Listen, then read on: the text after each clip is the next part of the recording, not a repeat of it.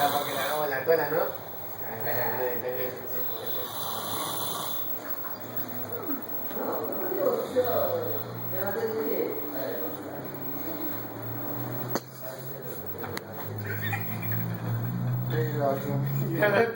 No, no, no, no, no,